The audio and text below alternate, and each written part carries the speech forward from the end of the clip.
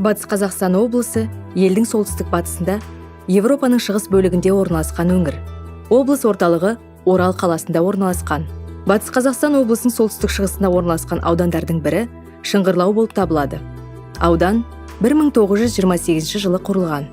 Шыңғырлау ауданының әкімшілік орталығынан 15 шақырымда Шыңғырлау ауданының жеті кереметінің бірі Елекшар қорымы бар. Қазба жұмыстары кезінде бұл жерде 3-4 ғасырларда жататын шамамен 15 көне жерлеу ескерткіштері табылған. Археологтар ол жерден көне қылыштар, металл ұштары бар жебелер, сабы қоладан жасалған айналар, саз балшықтан жасалған ыдыстар және көптеген әшекей бұйымдар тапқан.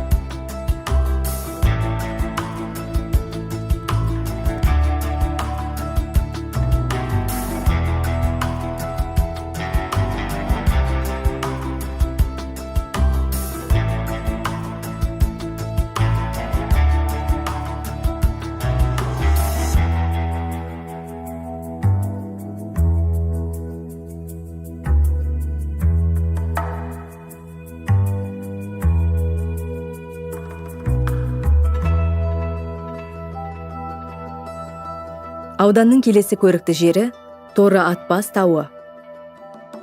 Бұл таудың пайда болуы туралы әдемі аңыз бар. Байырғы заманда бір жігіт өмір сүрген екен. Оның сұлулығына көз тоймайтын сәйгүлігі болған. Бірде сәйгүліктің додасы кезінде жігіт өзінің сүйікті сәйгүлігіне бөлек отау тіктіріп, ішінен бір астау сүт, бір астау су келтіріпті.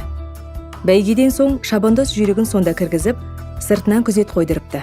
Десе де, қапысын тапқан бір әйел жабық астынан сығалап, жүйрік торының қанаттарының бірін суға, бірін сүтке батырып, жусап тұрғанын көреді. Шегін тартып таңданған әйелдің оғаш даусынан шошынған тұлпар шыңғыра кісінеп, сол арада жан тапсырыпты. Бір рулы елдің маңдайына біткен сәйгүлік мерт болған. Бүкіл аймаққа белгілі тұлпарды көмген орнында бүгінде Торы Атбас деген тау белгі боп қалған.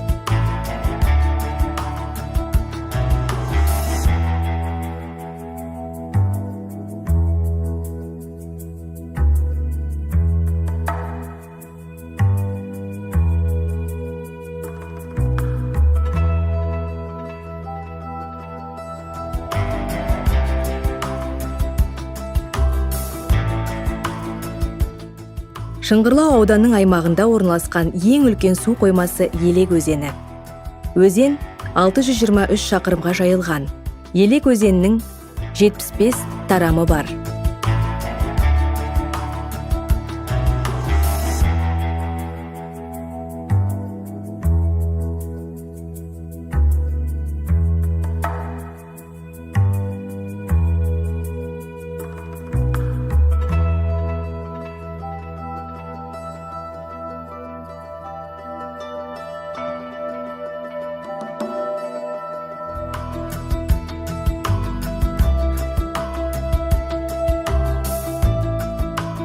Аңыз бойынша бұл өлкеде қатал хан болған.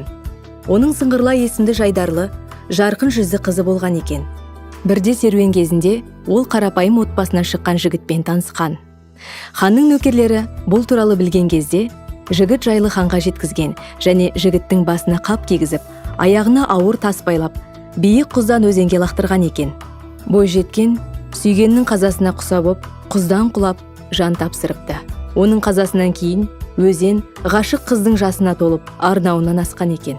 Ал бойжеткен бой сергітуді ұнатқан жер қазір Қыземшек тауы деп аталады.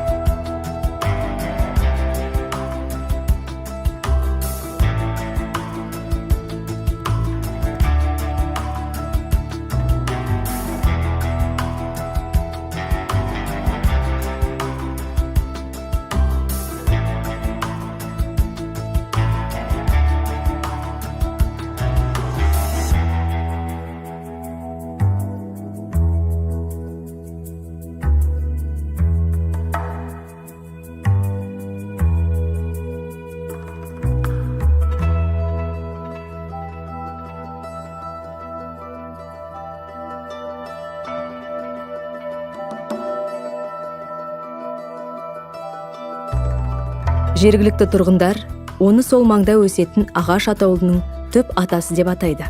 Сан ғасырлар бұрын бұл далада Шоқай есімді батыр өмір сүрген. Бірде оның ауылына жау шауып, шайқас кезінде ол ауыр жараланған екен. Жаралы Шоқай кішкентай бұтақтың түбінде жатуды шешкен, бірақ біртіндеп оның күші сарқылып, сол жатқан жерінде жан тапсырыпты. Ақ тұлпар деген биесі өзінің иесінің қасынан кетпеген екен. Тұяғымен ағаштың түбінен көр қазып, батырды жерлеген. Ақ тұлпар көпшілік ерлікті естен шығармау үшін күн сайын батыр жерленген ағашты суарған екен. Міне, осылай алып терек, Шоқай терек пайда болған.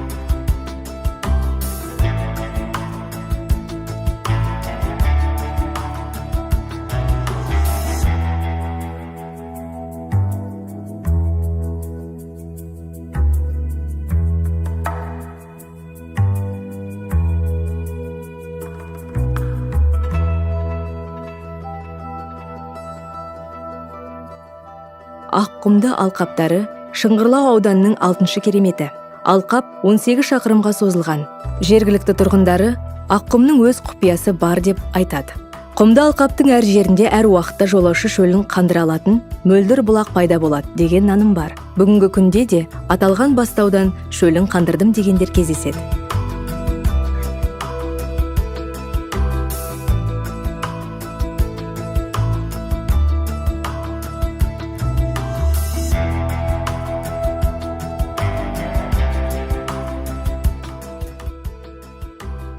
Сарқырама құламасы Қарағаш селолық округінің аймағында және Қыз әулие терегінен бастау алады. Сарқыраманың құламамен тоғанға айналатын көптеген бұлақтарымен біршама шақырымға жайылған арнасы бар.